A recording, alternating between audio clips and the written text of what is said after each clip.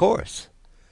Ichabod, on the contrary, had to win his way to the heart of a country coquette, beset with a labyrinth of whims and caprices, which were for ever presenting new difficulties and impediments, and he had to encounter a host of fearful adversaries of real flesh and blood, the numerous rustic admirers who beset every portal to her heart, keeping a watchful and angry eye upon each other, but ready to fly out in common cause against any new competitor.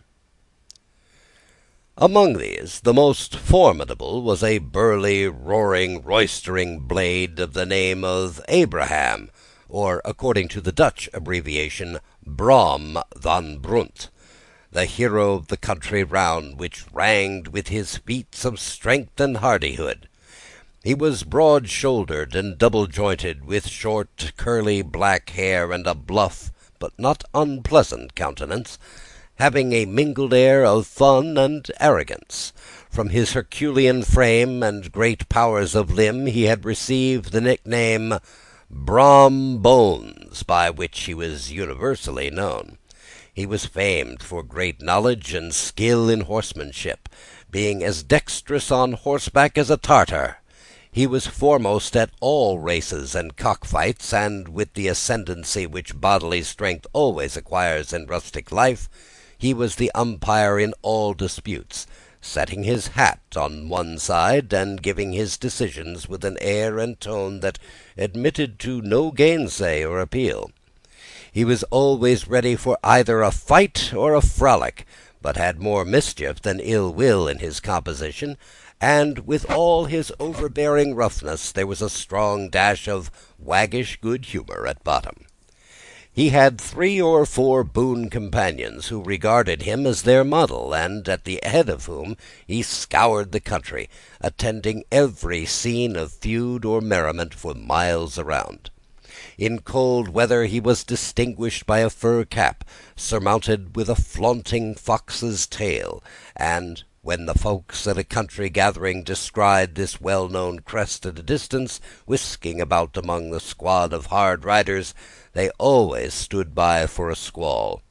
Sometimes his crew would be heard dashing along past farmhouses at midnight, with whoop and halloo like a troop of Don Cossacks, and the old dames, startled out of their sleep, would listen for a moment till the hurry-scurry had clattered by, and then exclaimed, "Aye, there goes Brom Bones and his gang." The neighbours looked upon him with a mixture of awe, admiration, and goodwill, and when any madcap prank or rustic brawl occurred in the vicinity, they always shook their heads, and warranted Brom Bones was at the bottom of it. This rantipole hero had for some time singled out the blooming Katrina for the object of his uncouth gallantries, and though his amorous toyings were something like the gentle caresses and endearments of a bear, yet it was whispered that she did not altogether discourage his hopes. Certain it is, his advances were signals for rival candidates to retire, who felt no inclination to cross a lion in his amours, insomuch that when his horse was seen tied to Van Tassel's paling on a Sunday night, a sure sign that his master was courting, or, as it is termed, sparking, within, all other suitors passed by in despair, and carried the war to other quarters.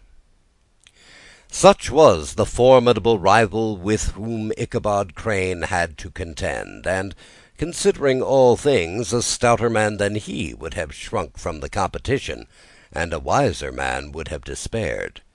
He had, however, a happy mixture of pliability and perseverance in his nature. He was in form and spirit like a supple jack, yielding but tough. Though he bent, he never broke, and though he bowed beneath the slightest pressure, yet, the moment it was away, jerk, he was erect, and carried his head as high as ever. To have taken the field openly against his rival would have been madness, for he was not a man to be thwarted in his amours any more than that stormy lover Achilles. Ichabod therefore made his advances in a quiet and gently insinuating manner.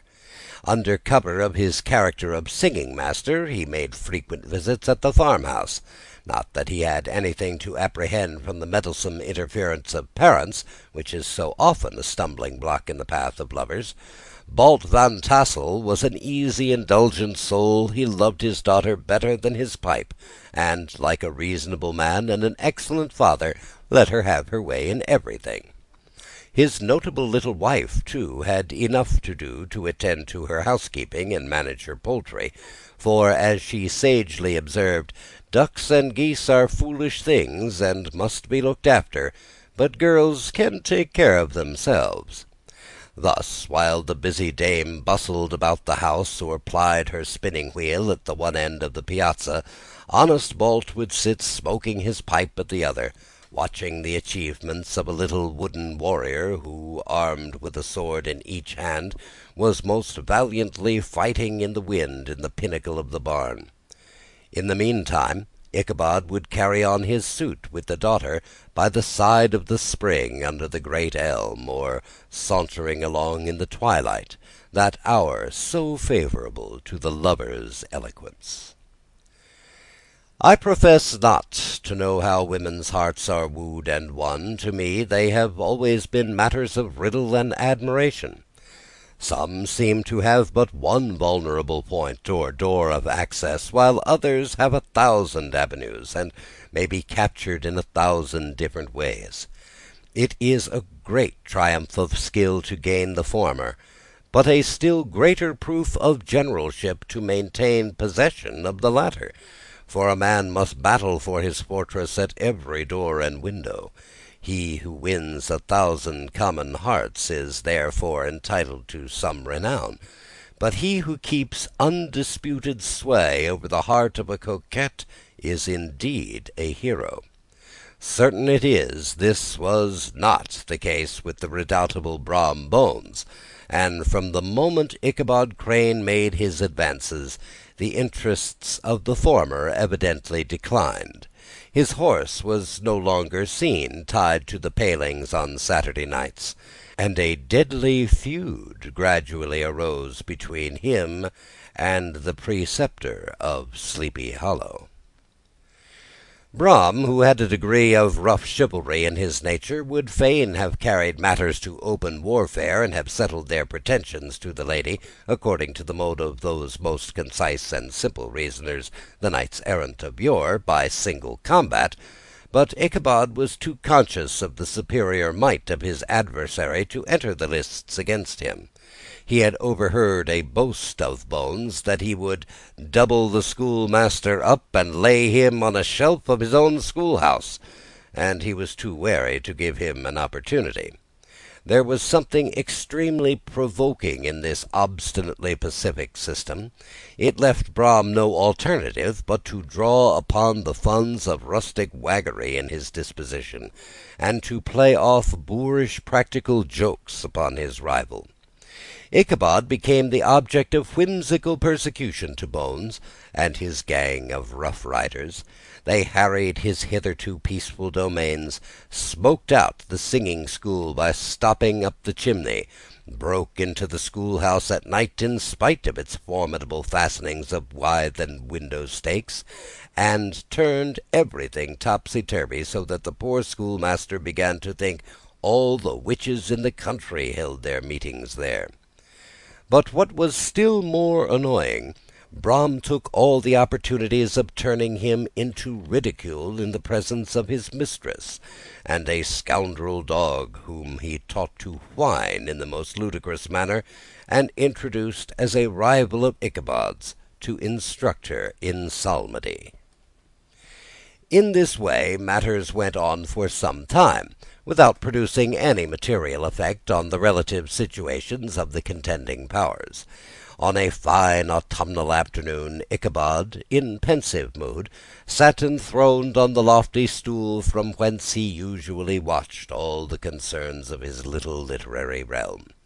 In his hand he swayed a ferule, that sceptre of despotic power, The birch of justice reposed on 3 nails behind the throne, a constant terror to evildoers, while on the desk before him might be seen sundry contraband articles and prohibited weapons detected upon the persons of idle urchins, such as half-munched apples, pop-guns, whirligigs, fly-cages, and whole legions of rampant little paper gamecocks. Apparently there had been some appalling act of justice recently inflicted, for his scholars were all busily intent upon their books, or slyly whispering behind them, with one eye kept on the master, and a kind of buzzing stillness reigned throughout the schoolroom. It was suddenly interrupted by the appearance of a negro in a tow-cloth jacket and trousers, a round-crowned fragment of a hat like the cap of Mercury, and mounted on the back of a ragged, wild, half-broken colt, which he managed with a rope by way of a halter. He came clattering up to the school with an invitation to Ichabod to attend a merrymaking or quilting frolic, to be held that afternoon at Mynheer van Tassel's, and, having delivered his message with that air of importance and effort at fine language which a negro is apt to display on petty embassies of the kind, he dashed over the brook, and was seen scampering away up the hollow, full of the importance and hurry of his mission. All was now bustle and hubbub in the late quiet schoolroom. The scholars were hurried through their lessons without stopping at trifles. Those who were nimble skipped over half with impunity, and those who were tardy had a smart application now and then in the rear, to quicken their speed or help them over a tall word. Books were flung aside without being put away on the shelves. Inkstands were overturned, benches thrown down, and the whole school was turned loose, an hour before the usual time, bursting forth like a legion of young imps, yelping and racketing about the green in joy at their early emancipation.